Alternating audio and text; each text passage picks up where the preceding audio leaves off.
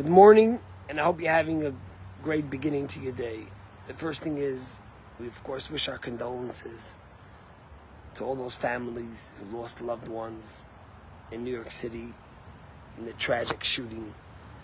We think about and wish our condolences and send comfort and love to all the families and praying for them.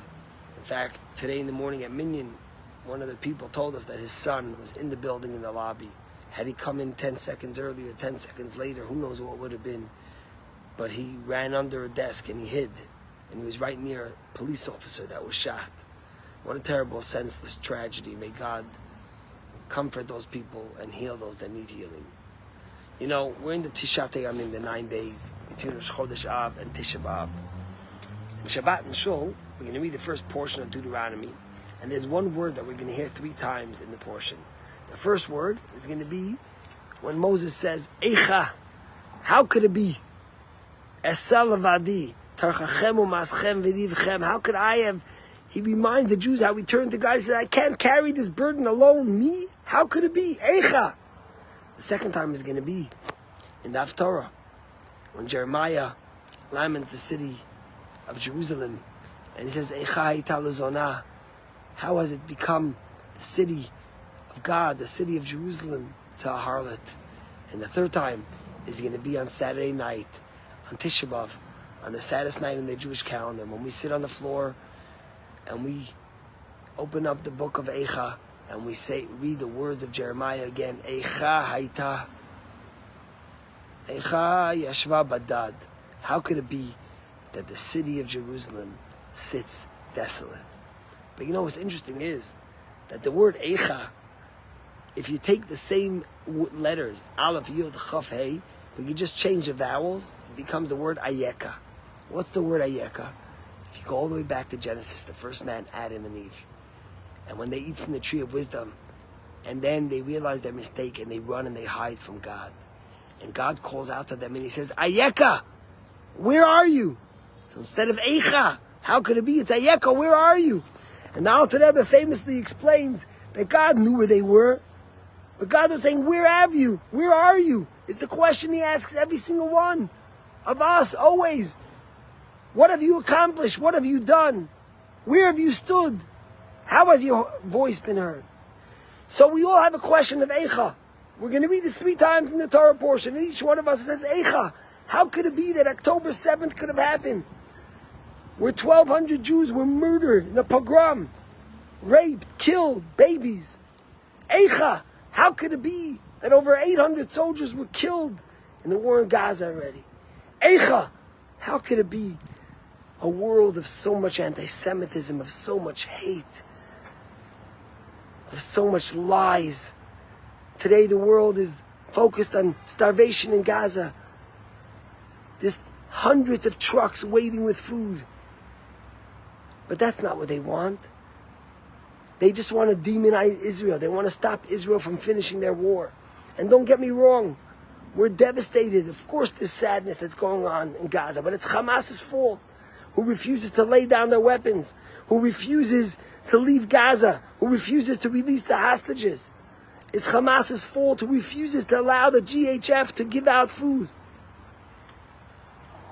The world doesn't want us to finish the job. So we say, Eicha, how could it be? How could there be so much anti-Semitism of the streets of New York, of Boston, of the cities in London and Paris?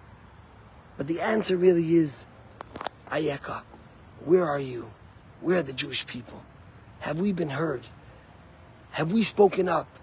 Have we counted? And the answer is a resounding yes. Because although the anti-Semites want us to be ashamed and want us to hide, the Jewish people, in a moment of Eicha, of how could this have happened, became the Jews of Ayeka. Where are you? We're here. We're right here, together, united, strong, proud.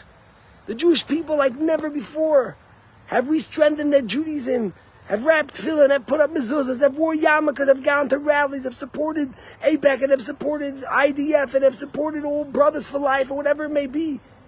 Jews have been coming to communities, to shuls, to programs, have been active on social media. So when the question is, Eicha, how could this have happened? The answer is, Ayeka, where are you? Where were we? Where are the Jewish people? And each one of us has to ask ourselves, Ayeka, where am I? Am I counted amongst my brethren? Am I proud of who I am? Am I standing up for the truth? Am I comfortable in the skin of who God created me? You know, last week I did a Shiva house for a dear friend. I officiated at the funeral, and then we were at the Shiva house. And I met a guy, and he was wearing a big round kippah around his head from Connecticut. I said, wow, that's beautiful. And the man looks at me, he says, I never wore a kippah in my life. But since October 7th, I've never taken this kippah off, he tells me. And he was so proud, brimming from ear to ear. And there's thousands and tens of thousands of stories like this. A couple of days ago, I was on X, and I watched this woman write that for the first time, she almost kept the whole Shabbos without her phone. And she says, don't get me wrong, I'm not religious. And I have so many things that I don't do. But I wanted to try to connect and be with my people. So I let go of my phone for Shabbos to the best of my ability. I wasn't perfect. And I thought about, Eicha, how could it happen is a good question. But the real answer is Ayeka. Where are we? Who are we? Are we being heard? Are we standing strong?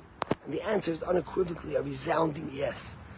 You know, there's a story they say about this kid who his father took him to go with a kite and to let it fly. And he's holding onto the string, and the kite is flying high, and he's controlling it. And suddenly he thinks to himself, you know, I want to fly the kite to fly even higher. So he takes the string and he cuts it off. And of course, what happens? The kite falls to the floor. And he turns to his dad. He says, I don't understand. I let it free. So why did it fall to the floor? And the father looks at his son. He says, son, you see, when you held it, you were able to control it. And you were able to make sure that when it needed more string, you gave it. And you knew which direction to fly it in. And that let it soar so high. But the moment you disconnected from it, it fell to the floor. And the same is true of the Jewish people.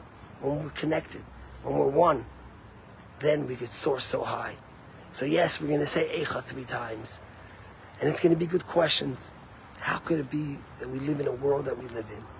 But let's not forget the answer to the Eicha. Just change the vowels, Ayeka. Let's remember that we have to be counted. Where are we? Where have the Jewish people been in the most remarkable way? And am I part of that? Have an awesome day.